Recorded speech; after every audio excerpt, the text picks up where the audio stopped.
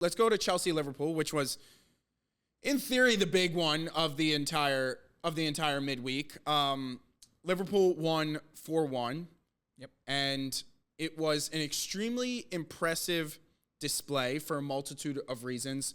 One of them being, or 1/3 of them being, no Trent, no Robertson, no Salah. And they still score 4 goals and only allow 1. But my question to you, we talk a lot about vibes. By the way, did I tell you that was going to happen or what? Did they you? were going to fill up the goals when Salah was gone? Oh, yeah. You did. Okay. Nunez is fucking awesome. That's one point I wanted to get to. Darwin Nunez, for not scoring, had one of the most impressive, I guess, miss reels that I've ever seen. Did you see that stat? No. Since they've been tracking balls hit off of the crossbar or post since 2003, he had 4 in a match. Nobody in the history of the sport has ever had that. That's insane. Yeah.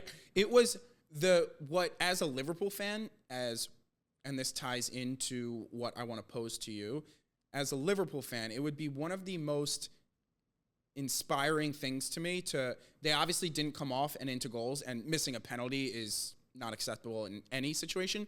But with Rashford's struggles that we've talked about, and he has been indecisive of late, and he takes a couple extra touches. Darwin Nunez, every time he got into a situation, knew exactly what he was going to do. Split second. They were first time strikes. His positioning in the box, everywhere, he knew where he wanted to be, and he knew exactly where and when he wanted to shoot it. And that decisiveness for a number 9 is one of the most key things ever. And I think process over results, maybe, in his case, if he continues to play like this, the goals, I mean, they kind of have been, but the goals are going to start flying in for Nunez. It's going to be... He is really one of the more fun players to watch in the world right now. So the question I wanted to pose to you, we talk about vibes a lot. Klopp retaring, I mean, that atmosphere was absolutely insane. I mean, it's going there the rest of the season is going to be... That's what I'm saying. Horrific. So it kind of reminds me of when Ray Lewis announced his retirement and the Ravens had a dream run to the Super Bowl because of that. Do your chances of Liverpool winning the title change off of him announcing his retirement?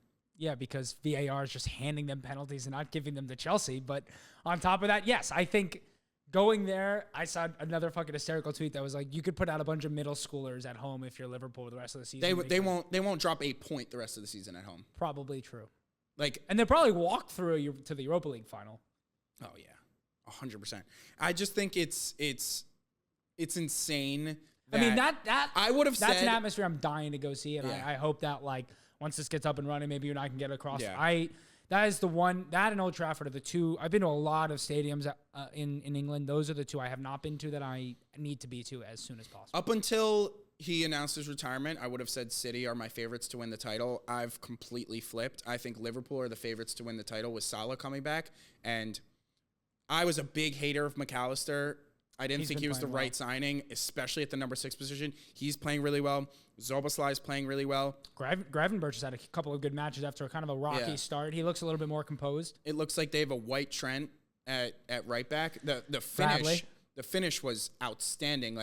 His first touch was great, but his second touch took him wide, and he hit it with the pace and placement that was probably the only way that goes in. And then the cross to Szoboszlai for his headed goal was perfectly. He is the prime example of if you pick the right loan spot for a youth player, that they can. Where did he go? He went to Bolton last year and played 41 matches. Oh wow, 41 matches in the league. That's insane. He played a full league season. Everyone's like, "Where did this kid come from?" I think he has 18 full international caps. He's played 41 times in the championship last year. He's ready to play.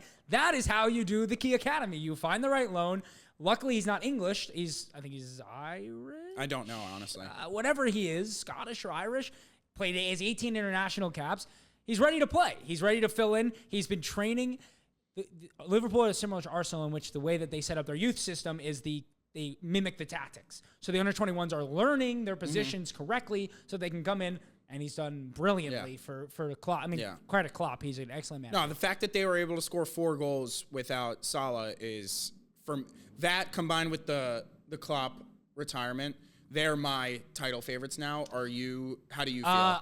Let's talk after the Arsenal game this weekend. If they beat us or get any points at the Emirates this weekend, I would say they're probably my title favorites. Okay. If we win, they only gonna have a 2-point gap on us and City. So that I would say that changes the narrative a little bit. Okay. I agree. At home, they're probably not gonna drop a whole lot of points. But I mean, City. I mean, De Bruyne is ridiculous. Okay. So, last thing, you touched on the penalty. What did you think? The Gallagher one? Yes. Penalty. Clear penalty, right? Clear penalty. So this is my problem a little bit with VAR, and I know VAR gets so much hate. Well, this is just a piece. I actually don't mind VAR as much as the next person. The concept is brilliant, but the use of it has not. Execution. Well, it's a little harder said. But anyways, I think this particular thing is a little bit of a let off for the referees. Like, that is a close one where I think if there's no VAR, he probably gives it. Yes. And this, it's like, no clear and obvious error. It's not like I'm just going to let VAR tell me if this was a pen because I don't know 100%. And then the letter of the law is it may not have been clear and obvious, but like, I mean, if you can make clear and obvious. If you can like make it into a percentage thing, like that's a penalty 85-90% of the time, but since it's not 100, it's not clear and obvious. So, but the fact that it's an 85% pen, I'm making up some fake percentages, but no. The fact that it's good. The fact that it's an 85% pen and not 100, like that should still be a penalty. That was a clear penalty. The other issue is, and the fucking VAR guys have come out and said this, they are protecting the refs at a certain point. They don't want them to get a call wrong, and then every call is being judged as if it's wrong because they've overturned one call. And so I think that's also one to me where if it's the 58th minute and they're not setting the tone for the game on a penalty, you maybe see it overturned. I think there is too much opinionated judgment coming into the... No, I think they just are starting to really go with the... I think they want to put... I think what it is VAR was meant to take a ton of pressure off of the refs. Put more on them. And now it's...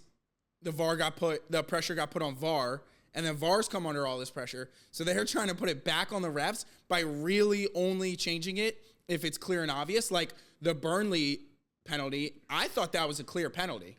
He throws his ass into him, and once again, that's probably an 85% penalty, and it's not called. And then you go to the Tottenham match against Man City, where that one I think is more 50-50. And not clear and obvious, but I think once again, if there's no VAR, on the on-field decision is that was goalie interference. I think also a lot of the pressure may be taken off if we can remove some of the things that VAR is being asked to do. Like once we get the automatic offsides implanted in that they have in Champions League, like how. Don't even get me started. But that's one where it's like, once we don't even go into like the VAR, people like they're just getting a buzzer. Like then we're not having, like every time there's all these long delays, they're drawing the lines. Like this is building up this suspension that's putting more pressure on VAR. It's putting more pressure on the refs. Yeah. It makes it harder to have the right judgment in the moment. And so once we have that, I don't know if you saw, they're going to implement a way for the people in the stadium to hear and the fans to hear the VAR conversation while it's happening. Well, if you've heard some of the things that have come out when they've got it wrong, they're just not even communicating. Well, the Tottenham and the Liverpool one is the worst thing I think. It's the same thing that happened in Arsenal match this year and last year. Last year they didn't draw the lines in the Brentford match. They just forgot. They just drew them on the wrong action. It's just I just think like once we get rid of a couple of things and like it has to get better. I mean, I think we're too young to remember. There's nothing they're waiting for. And it's team, fully implemented in the Champions League. This league brings in the most revenue by far. I don't understand what they're waiting for. I do think though, like if you look at like when the NBA brought in official reviews, it took them a little while to get it right. Yeah. I don't remember when the NFL did it. We were too young, but I'm going to assume it took them a little while to get it right. But I feel like they're getting it wrong in such like a well, think about when the NFL did pass interference. That was a disaster. Yeah. Because it had to be clear and obvious. True. I think there's something in the language that needs to be tweaked a little bit. Yeah. But yeah, long story short is Liverpool 1-4-1 and Chelsea can't defend for shit. Yeah. They have. I mean, that first goal, they had two defenders in front of Jota, and Jota legitimately walked he got through really them. lucky. He got really lucky. It hit off his. No, you got to do better, but he got really lucky. The ball shouldn't be bouncing up past you. It should. You should be keeping one of you takes the man, and one of you plays behind. And I don't know if this it's not that complicated. Yeah, I don't know if this is a Poch thing or what's. But like the goals that they. First off, I don't think. Like, why was Disasi playing right back over Malo Gusto? And overlapping, it was disaster. Like, the way Chelsea and Poch play, you need true And then wingbacks. Gusto came on. I mean, it did make a huge difference. And he should have had an assist to the Modric. And, like... Modric missed that so fucking bad. Yeah, it wasn't even close. He's one of those footballers where it's like once of every 10 times, it's like pretty great. Yeah. But the rest is Mike Marron. The only takeaway, and if you follow my personal channel, I had Nkunku as my best transfer of the summer. He scored again with some really tight feet. Yeah, he looked good. He is so fucking good. It's going to be the injuries for him. I know. I pray he gets a season of health. I mean, he hasn't in 2 years. I know it's sad because like if Reece James gets a season of health and Cuckoo gets a season of health, impossible. They bring in Osimhen all of a sudden, or however the fuck you say it. Yeah, someone tell us, how do you say Osimhen? It's not Osimhen? Yeah, I thought it was Osimhen. We've been getting a lot of shit for how we say Osimhen. But anyways, all right.